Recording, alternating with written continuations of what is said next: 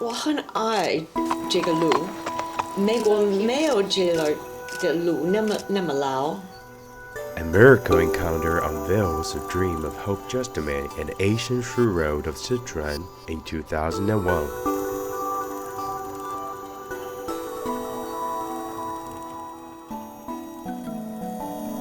She accidentally discovered the ancient Shu Road when she was supposed to take a bus to a town nearby, concealed in the substandard still world.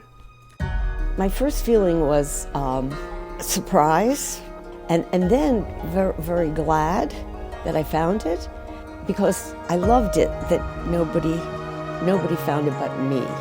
As soon as I found it, I knew that's what I wanted to do, is follow the old road. And by doing that, it took me to old China. The question of her obsession with Shu Road needs to a simple answer in Chinese.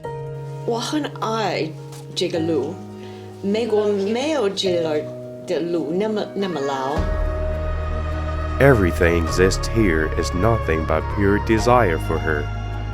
It is a road with the earliest construction time and oldest in terms of existence, spanning the most dynasties and being used for the longest time. It can even be titled neck to neck with the ancient Silk Road and the Great Wall. Some even say that a road of hundreds of years contains half of Chinese history. Every flagging, every cypress is telling the story of their own, letting the spectators fill the void of modernist imaginations of every scene and dialogue. Mrs. Justman witnesses the changes and variability of this place, just like the cypresses, which falls in short of resisting fine time, though it successes in bring verities in 4 seasons. She travels here with curiosity, a kind of mentality that remains unchanged for the past 20-some years. You've made wonderful improvements. You put new sherban where there was no sherban, just dirt. So sometimes I would follow the road and it'd be 2 dirt roads, and I wouldn't know which one to take unless there were the trees, the old trees. I usually could see them in the distance and take the right way. But now you've got new sherban, so you can't lose the way. Then you have signs, you have bathrooms, you have places that you can have tea. So it's really fun. What about the things that remain unchanged to you? Well, that's the thing about the old road, you see. You're walking it and it's timeless. I like there's something around that has lasted 2,000 years.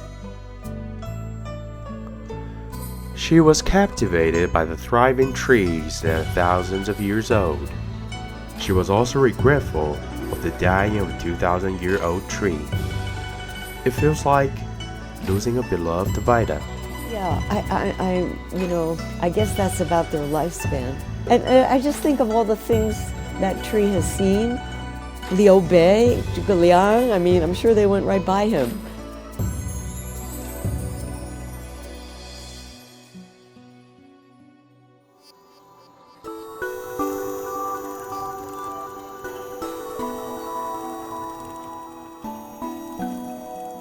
Back to the 60s of last century, Hope Justman was studying art history in Mount Holyoke College, where she had a chance to see the drawing of Ming King's gracious presence in Shu of Tang Dynasty.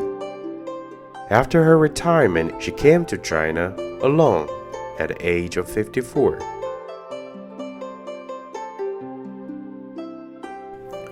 Her goal was simple.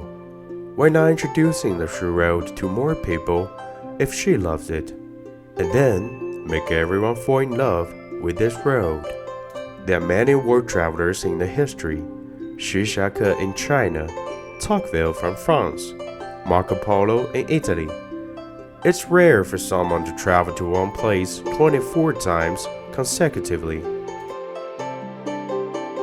I love to find a new old road that I've never found before. I had a book by Frenchmen who came in the 1860s, and they didn't have a camera, they drew pictures. And I did find that road to find it. Yeah. Find some pictures. Yeah. The early years of exploration didn't satisfy Mrs. Justman, since she found it a pity to selfishly keep all the things she saw in her own mind. She wants to record everything through the power of paper to make her observations everlasting. In 2003, she started, and in 2008, Guide to Hiking China's Old Road to Shu was published. It records the full itinerary of the ancient Shu Road. Everything is precisely presented in this book, as detailed as the exact courses or as trivial as a price for food and accommodation. She even built a website to help more foreigners to learn about the history of the ancient Shu Road.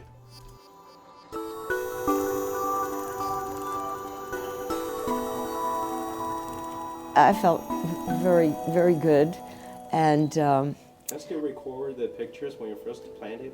yeah, oh yeah, I have the pictures, sure. So I'm hoping it lives to be 2,000 years old.